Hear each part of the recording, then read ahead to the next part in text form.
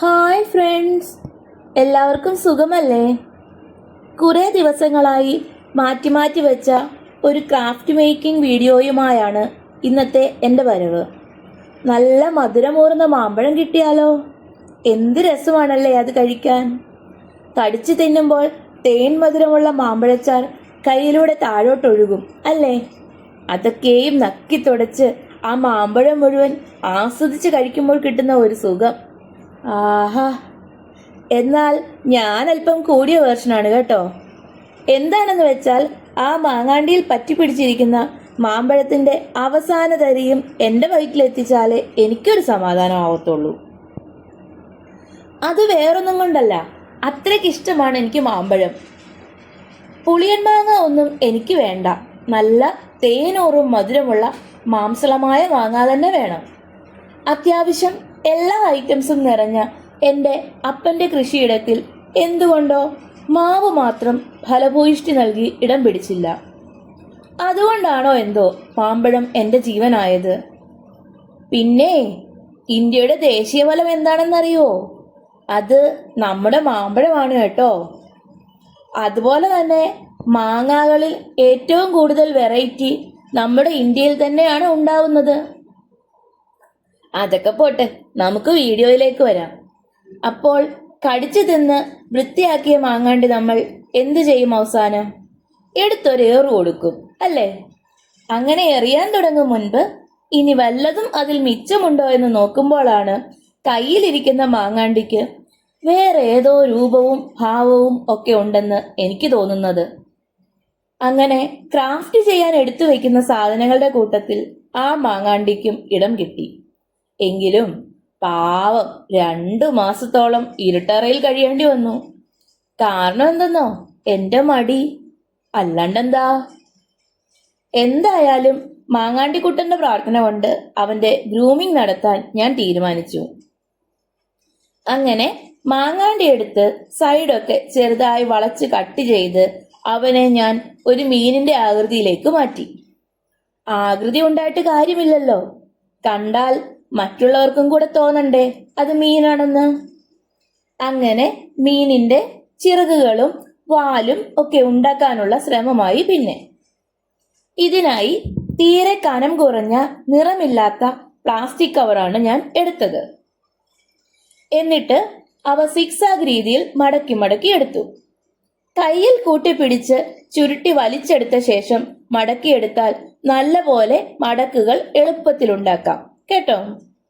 പിന്നെ മടക്കിയ ഭാഗം കൂട്ടിപ്പിടിച്ച് ഗം പുരട്ടി അവ വിട്ടുപോകാതെ യോജിപ്പിക്കണം.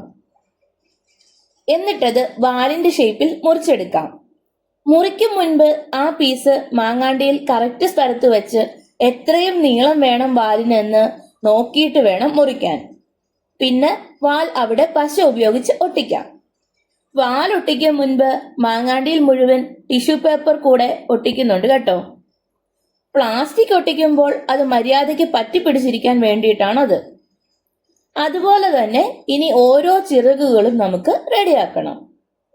അല്ല, ഏത് മീനാണ് ഉണ്ടാക്കുന്നതെന്ന് പറഞ്ഞില്ലല്ലോ. ഫൈറ്റർ ഫിഷ് ആണ് കേട്ടോ ഞാൻ ട്രൈ ചെയ്യുന്നത്. പല കളറിൽ ഉള്ള ഫൈറ്റർ ഫിഷുകൾ അവയുടെ വിടർന്ന വാലും ചിറകുകളും വിരിച്ചു പിടിച്ച് അങ്ങനെ നീന്തുന്നത് കാണാൻ എന്ത് രസമാണല്ലേ. അക്വേറിയങ്ങളിലെ പ്രധാന ആകർഷണം ഈ സയാമിസ് ഫൈറ്റർ ഫിഷുകൾ തന്നെയാണെന്നാണ് എൻ്റെ ഒരു അഭിപ്രായം. മീനിന്റെ താടിയിലുള്ള ചിറക് കുറച്ച് കട്ടിക്ക് വേണം സെറ്റാക്കാൻ. അല്ല, അത് ചിറകാണോ അതോ ഇനി മീനിന്റെ താടി മീശയാണോ? ആവോ, എനിക്കറിയത്തില്ല. എന്തായാലും നിങ്ങൾക്ക് കാര്യം പിടികിട്ടിയല്ലോ അല്ലേ? പ്ലാസ്റ്റിക് കവർ 2ആയി മടക്കിയിട്ട് അത് വെച്ച് നമുക്ക് ഈ ചിറകുണ്ടാക്കാം. പിന്നെ ഞാൻ ഇടയ്ക്കിടയ്ക്ക് കളർ അടിക്കുന്നത് ഞാൻ കിനാവിൽ കണ്ട ഫൈറ്റർ ഫിഷും ഈ ഉണ്ടാക്കി വരുന്ന ഫൈറ്റർ ഫിഷും ഒന്നാണോ എന്നറിയാൻ വേണ്ടിയിട്ടാണ്. നിങ്ങൾ ലാസ്റ്റ് കളർ കൊടുത്താലും മതി. അല്ല, അതിൻ്റെ ആവശ്യമേ ഉള്ളൂ. അതാണ് സത്യം. വാലും ചിറകുകളും ഒക്കെ ഒട്ടിച്ച ശേഷം നമുക്ക് കളർ കൊടുക്കാൻ തുടങ്ങാം. പിങ്കും വൈറ്റും ഒരിത്തിരി ബ്ലാക്കും മാത്രമേ നമുക്ക് വേണ്ടതുള്ളൂ ഇതിനായിട്ട്. ഞാൻ എൻ്റെ ഫേവറേറ്റ് കളർ പിങ്ക് ആയതിനാലാണ് ആ കളർ തിരഞ്ഞെടുത്തത്. നിങ്ങൾക്കിഷ്ടമുള്ള കളറുകൾ എടുത്തുകൊള്ളൂ. മീനിന്റെ ബോഡിക്ക് ഒരേപോലെ ഫുൾ പിങ്ക് കളർ കൊടുക്കാം. എന്നാൽ വാലിനും ചിറകിനുമൊക്കെ കളർ കൊടുക്കുമ്പോൾ ബ്രഷ് വെച്ച് തുടക്ക ഭാഗത്ത് പെയിന്റ് ചെയ്യാം, അതും ലൈനുകൾ പോലെ. എന്നിട്ട് അറ്റത്തോട്ട് കളർ കൊടുക്കുമ്പോൾ പെയിന്റ് കയ്യിൽ പുരട്ടിയിട്ട് കൈകൊണ്ട് തൂത്തുവിടുന്നതാണ് നല്ലത്. അപ്പോൾ ശരീരത്തിനടുത്ത് കൂടുതൽ കളറും ചിറകിനറ്റത്തേക്ക് കളർ കുറഞ്ഞും വരും. ബ്രഷ് കൊണ്ട് പ്ലാസ്റ്റിക് കവറിൽ ഈ ഷെയ്ഡ് കൊണ്ടുവരാൻ പാടാണ്. കൈവിരലുകൾ കൊണ്ടാണെങ്കിൽ എളുപ്പവുമാണ്. അതുകൊണ്ടാണ് അങ്ങനെ ചെയ്തത്. ചിറകുകളും വാലുമൊക്കെ ലൈറ്റ് പിങ്ക് ആണെങ്കിൽ താടിക്കുള്ള കട്ടി കൂടിയ ചിറക് ഡാർക്ക് പിങ്ക് കളറാണ് കേട്ടോ. മാങ്ങാണ്ടിയുടെ മുകളിൽ പെയിന്റ് ചെയ്യുമ്പോൾ 1-2 വട്ടം പിങ്ക് കൊടുത്ത ശേഷം വൈറ്റ് കളർ കൊണ്ട് നിറയെ ചെറിയ ഹാഫ് ബ്രാക്കറ്റ് ഇട്ടുകൊടുത്താൽ മീനിന്റെ ചെതുമ്പൽ വരയ്ക്കുന്നത് സെറ്റാകും. ചെകിളപ്പൂവിന്റെ അവിടെ വീഡിയോയിലെ പോലെ വൈറ്റ് കളർ കൊടുത്തിട്ട് പിങ്ക് കൊണ്ട് വളച്ചു വരയ്ക്കണം കേട്ടോ. കണ്ണു വരയ്ക്കാൻ വൈറ്റ് പെയിന്റ് കൊണ്ട് ഒരു കുഞ്ഞു വട്ടപ്പൊട്ട് വരച്ചിട്ട് പെയിന്റ് ഉണങ്ങിയ ശേഷം അതിന് നടുക്കായി ഒരു കറുത്ത കുത്തുകൂടെ ഇട്ടു കൊടുക്കാം. മീനിന്റെ വാ വരയ്ക്കുന്നത് വെള്ള പെയിന്റ് കൊണ്ടാണ്. അങ്ങനെ ഒട്ടിക്കലും കളറടിക്കലും ഒക്കെ കഴിഞ്ഞ് മീൻകുട്ടൻ ഏതാണ്ട് റെഡി ആയിട്ടുണ്ട്. അപ്പോൾ ഈ മാങ്ങാണ്ടിയിൽ പിറന്ന സയാമീസ് ഫൈറ്റർ ഫിഷിനെ ഇഷ്ടമായോ നിങ്ങൾക്ക്? ഫൈറ്റർ ഫിഷ് നീന്തി തുടിക്കുന്ന അക്വേറിയം നിർമ്മാണത്തിന്റെ വീഡിയോ പിന്നാലെ വരുന്നതായിരിക്കും. അപ്പോൾ വീണ്ടും കാണും വരെ വണക്കം.